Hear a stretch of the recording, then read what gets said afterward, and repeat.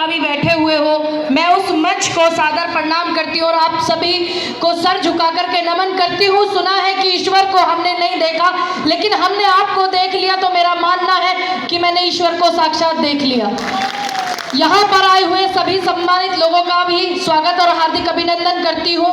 परिवहन मंत्री जी और हमारी बड़ी बहन ज्योति जी और हमारे राष्ट्रीय अध्यक्ष अखिल भारतीय ब्राह्मण महासभा राह के पंडित राजेंद्र नाथ त्रिपाठी जी का, जिन्होंने इस प्रोग्राम को कराया है। देखिए, मैं उन लोगों के लिए भी बोलूंगी, इस प्रोग्राम का मकसद सिर्फ ये नहीं है कि आए और चले जाएं। आपने 4 शब्द बोले और चले जाए, ये बिल्कुल भी मतलब नहीं है। अगर इस देश में कोई भी मंच लगेगा और वहां जब बात हमारे समाज की आएगी, तो हम चाहेंगे कि उस पर कुछ निष्कर्ष निकलना चाहिए। इस मंच को लगाने का महत्व ये नहीं है कि 4 नेता बुलाए, 4 बड़े लोग बुलाए और बातों को खत्म कर दिया जाए। हम अपने समाज के अग्रिम लोग बैठे हुए हैं, हम उनसे ये चाहते हैं कि जो समाज में आज हो रहा है, तमाम समाजों की अगर मैं बात करूंगी, हर समाज में वाद मिलेगा, सिर्फ ब्राह्मण समाज में वाद नहीं मिलता। और ये इस मंच से मैं कह सकती हूँ, क्योंकि अगर ब्राह्मण के अंदर वाद होता तो वो मर्यादा पुरुषोत्तम राम की पूजा ना करता। अगर ब्राह्मण के अंदर वाद होता तो वह भगवान कृष्ण की पूजा ना करता। अगर ब्राह्मण के अंदर वाद होता तो वह भगवान परशुराम को ही सिर्फ मानता, वो सभी देवतुल्यों को देवों को मानता है। अगर ब्राह्मण के अंदर वाद होता तो वो ख्यात ब्राह्मण 4 वेदों के ज्ञाता, जिनके यहाँ काल खूंटे पर बंधे रहते थे, पंडित रावण को मानता। उनसे बड़ा कोई विद्वान नहीं था। इसलिए ब्राह्मण के अंदर कोई वाद नहीं है, हर बिरादरी के अंदर वाद नजर आता है।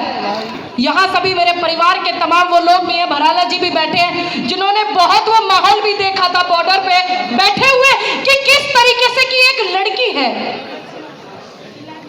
और ये नाम के पीछे लगता है। इस चीज का जितना हमने भोगा है, हम आपको बता नहीं सकते। अगर हमारी पीड़ा हम अपने समाज से नहीं रखेंगे, अपने परिवार के लोगों से नहीं रखेंगे, हम इस बात से भी नहीं चूकेंगे कि आने वाले समय में ही नहीं, अगर हमें अपने समाज के लिए कहीं भी झंडा बुलंद करना होगा तो हम जरूर करेंगे। क्योंकि यहाँ जितने तमाम लोग बैठे हुए हैं और सामने भी बैठे हुए उत्तराखंड से आए अनुज दीक्षित जी भी, तमाम ये वो लोग हैं जो सभी समाज के लोगों की आवाज को बुलंद करते हैं, सभी समाज के लिए काम करते हैं। और जब हमारी बात आएगी तो हम क्यों नहीं करेंगे अपने समाज के लिए काम? हमारा कर्तव्य है, हमारा दायित्व है, हम इसको बखूबी निभाएंगे। जो कोई अपने समाज के लिए काम नहीं कर सकता, तो मान लेना वो देश के लिए भी काम नहीं करेगा।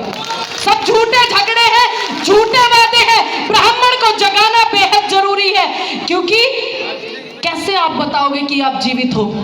सर्टिफिकेट दिखा के कैसे बताओगे कि उसूलों पर अगर आँच आए तो टकराना जरूरी है, और जिंदा हो तो जिंदा नजर आना जरूरी है। यहाँ पर इस प्रोग्राम को बहुत खूबसूरत बनाने वाले विनय तिवारी, हमारे बड़े भाई, हमारे राष्ट्रीय अध्यक्ष राजेंद्र नाथ त्रिपाठी जी और तमाम जो नौजवान, यहाँ रात 2 बजे भी मैं यहीं थी, इस प्रोग्राम को सफल बनाने वाले तमाम लोगों का मैं धन्यवाद करती हूँ। और नौजवानों से एक बात कहना चाहूंगी कि इस हिंदुस्तान में 65% आपकी भागीदारी है। अगर आपके हित की बात आ जाए, अगर आपके लिए कोई बात कहनी हो, तो आप पीछे मत हटना, ये मत देखना कि कुर्सी पे कौन बैठा है, क्योंकि हम कुर्सी के उपासक कभी नहीं रहे। ब्राह्मणों ने हमेशा सभी समाज को दिशा निर्देश दिए हैं। जो ब्राह्मण ने कह दिया वो होता था देश में, ये मैंने पढ़ा है। जो ब्राह्मण ने कह दिया वो होता था पेशवा बाजीराव जी के जमाने में, जो ब्राह्मण ने कह दिया वो होता था। बशर्ते हमारे अपने लोगों को भी समझना होगा कि आप, मुझे खुशी की बात है, मुझे गर्व की बात है, यहाँ तमाम विख्यात लोग बैठे हुए हैं, बड़े बड़े पदों पर बैठे हुए हैं। मुख्यमंत्री जी भी आए थे हमारे, ब्रजेश पाठक जी, वो भी, उनसे भी अगर कोई सुन के मेरी बात पहुंचाएगा कि आप इतने बड़े ओहदे पर बैठे हैं, हमें इस बात का गर्व है, लेकिन आपको भी हमारे बारे में जरूर सोचना होगा। अभी कुछ दिन पहले आपने देखा होगा, विप्र आयोग का गठन कर दिया गया राजस्थान में।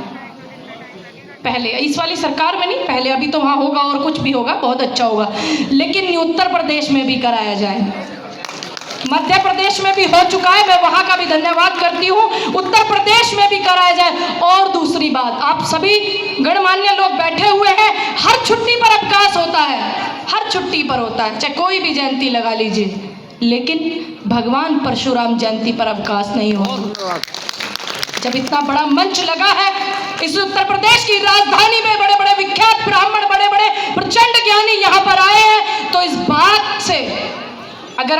सभी सहमत हैं। तो हाथ उठा करके एक एक व्यक्ति बताएगा कि क्या आप लोग चाहते हैं भगवान परशुराम जी की जयंती पर अवकाश होना चाहिए। मैं अन्य लोगों से निवेदन करती हूँ कि आप इस बात को रखिए और ये आप कराइए। इस मंच से मैं कुछ लेकर जाऊं या ना जाऊं, लेकिन यहाँ बैठे हुए सभी संतों का आशीर्वाद लेकर के जाऊंगी। जब भी समाज की कोई बात आएगी, जब बेटियों की बात आती है तो वहां हम जैसे लोग बोलते हैं, जब किसानों की बात आती है देश में तब भी हम जैसे लोग बोलते हैं, और जब बात इस देश में ब्राह्मणों की आएगी तो हिंदुस्तान में नहीं, हम बाहर भी बोलेंगे। ये हमारा वादा है, ये हम वादा करके जाएंगे।